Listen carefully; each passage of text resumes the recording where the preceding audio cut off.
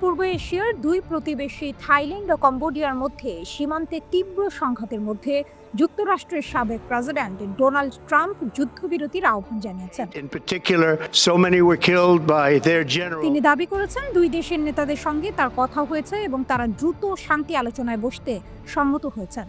British সংবাদ মাধ্যম BBC জানিয়েছে শনিবার স্কটল্যান্ডে নিজের ব্যক্তিগত গলফ রিসোর্টে সফরের শুরুতে ট্রুথ সোশ্যালে দেয়া এক বার্তায় ট্রাম্প লেখেন, উভয় দেশ যুদ্ধবিরতি ও শেষ পর্যন্ত শান্তির লক্ষ্যে দ্রুত আলোচনায় বসতে সম্মত হয়েছে।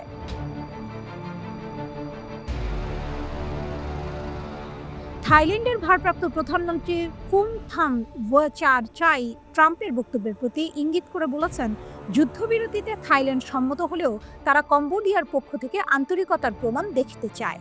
24 জুলাই সীমান্তে গোলাগুলি শুরুর পর থেকে দুই দেশের অন্তত 33 জন সেনা ও বেসামরিক নাগরিক নিহত হয়েছেন। বাস্তুচ্যুত হয়েছেন আরও হাজারো মানুষ।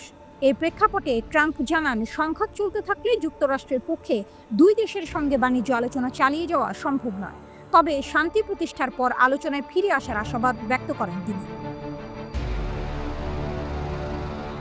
এদিকে আগামী 1 আগস্ট থেকে যুক্তরাষ্ট্রের থাইল্যান্ড ও কম্বোডিয়া থেকে আমদানি করা পণ্যে 36% কর আরোপের কথা রয়েছে। তার আগে ট্রাম্পের এমন বিবৃতি কূটনৈতিকভাবে তাৎপর্যপূর্ণ বলে মনে করা হচ্ছে। তবে ট্রাম্প ঠিক কিভাবে এই আলোচনায় যুক্ত হলেন তা স্পষ্ট নয়, কারণ একদিন আগেই থাইল্যান্ডের পররাষ্ট্রমন্ত্রী মারিস চাঙ্গিয়ামপংসা বলেছিলেন, এখনই তৃতীয় কোনো দেশের মধ্যস্থতা প্রয়োজন নেই বলে আমরা মনে করি। এর আগে মালয়েশিয়ার প্রধানমন্ত্রী আনোয়ার ইব্রাহিম দুই দেশের মধ্যে মধ্যস্থতায় আগ্রহ প্রকাশ করেছিলেন। শনিবারই কম্বোডিয়ার পক্ষ থেকে আনুষ্ঠানিকভাবে শর্তহীন অস্ত্রবিরতির প্রস্তাব দেওয়া হয় এবং শান্তিপূর্ণ সমাধানের পক্ষে অবস্থান জানানো হয়।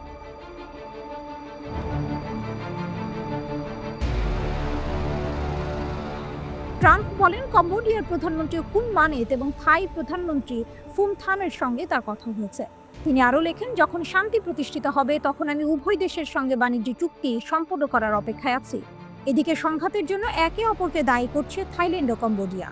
থাইল্যান্ডের অভিযোগ, কম্বোডিয়ার ড্রোন দিয়ে সীমান্তে তাদের সেনাদের ওপর নজরদারি শুরু করেছিল, যা সংঘর্ষের সূত্রপাত ঘটায়।